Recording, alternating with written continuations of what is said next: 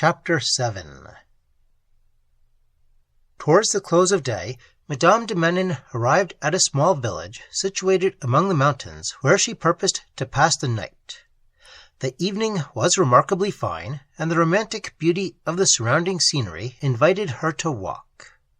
She followed the windings of a stream, which was lost at some distance amongst luxuriant groves of chestnut. The rich coloring of evening glowed through the dark foliage, which, spreading a pensive gloom around, offered a scene congenial to the present temper of her mind, and she entered the shades. Her thoughts, affected by the surrounding objects, gradually sunk into a pleasing and complacent melancholy, and she was insensibly led on. She still followed the course of the stream to where the deep shades retired, and the scene, again opening to day, yielded to her a view so various and sublime that she paused in thrilling and delightful wonder. A group of wild and grotesque rocks rose in a semicircular form, and their fantastic shapes exhibited nature in her most sublime and striking attitudes. Here her vast magnificence elevated the mind of the beholder to enthusiasm. Fancy caught the thrilling sensation, and at her touch the towering steeps became shaded with unreal glooms. The caves more darkly frowned, the projecting cliffs assumed a more terrific aspect, and the wild overhanging shrubs waved to the gale in deeper murmurs. The scene inspired Madame with reverential awe, and her thoughts involuntarily rose from nature up to nature's God.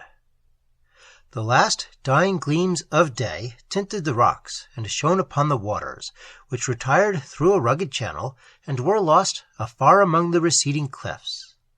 While she listened to their distant murmur, a voice of liquid and melodious sweetness arose from among the rocks.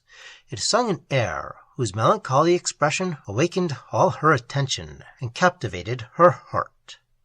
The tones swelled and died faintly away among the clear yet languishing echoes which the rocks repeated with an effect like that of enchantment.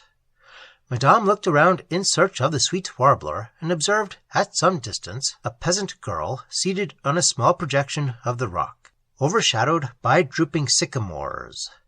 She moved slowly towards the spot, which she had almost reached, when the sound of her steps startled and silenced the siren, who, on perceiving a stranger, arose in an attitude to depart. The voice of Madame arrested her, and she approached. Language cannot paint the sensation of Madame when, in the disguise of a peasant girl, she distinguished the features of Julia, whose eyes lighted up with sudden recollection, and who sunk into her arms, overcome with joy. When their first emotions were subsided, and Julia had received answers to her inquiries concerning Ferdinand and Amelia, she led Madame to the place of her concealment. This was a solitary cottage in a close valley surrounded by mountains, whose cliffs appeared wholly inaccessible to mortal foot.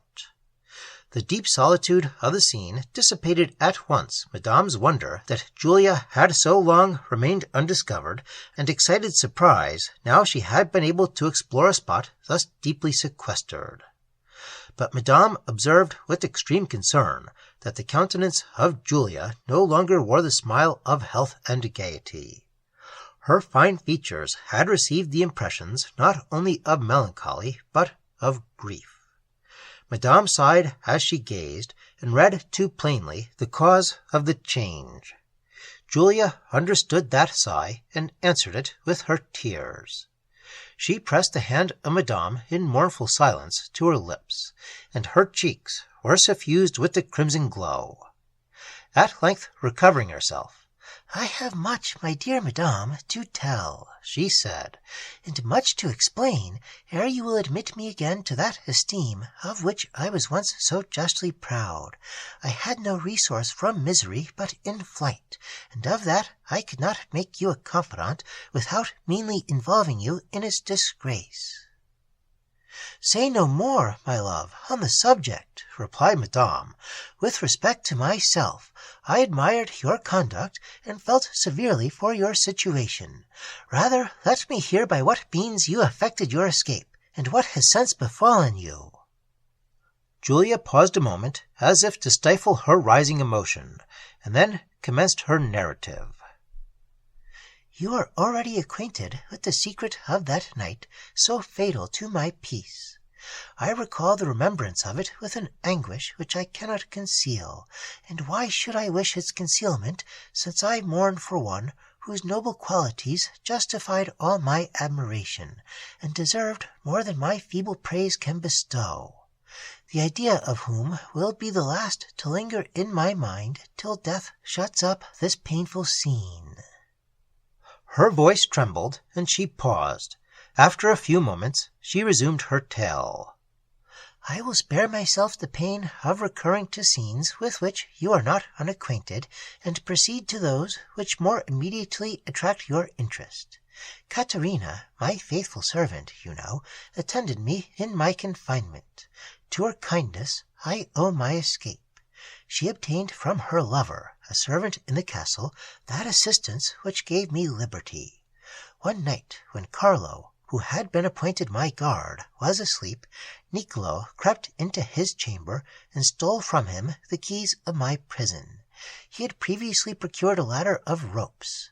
Oh, I can never forget my emotions when, in the dead hour of that night, which was meant to precede the day of my sacrifice, I heard the door of my prison unlock, and found myself half at liberty. My trembling limbs with difficulty supported me as I followed Caterina to the saloon, the windows of which, being low and near to the terrace, suited our purpose. To the terrace we easily got, where Niccolo awaited us with the rope ladder.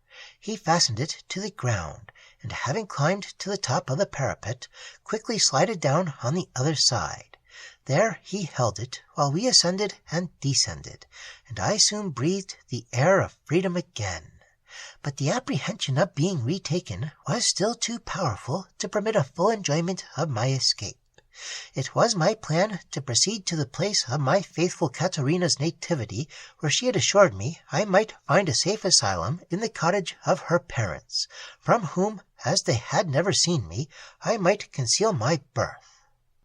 This place, she said, was entirely unknown to the Marquis, who had hired her at Naples only a few months before, without any inquiries concerning her family. She had informed me that the village was many leagues distant from the castle, but that she was very well acquainted with the road. At the foot of the walls we left Niccolo, who returned to the castle to prevent suspicion, but with an intention to leave it at a less dangerous time, and repair to Farrini to his good Caterina.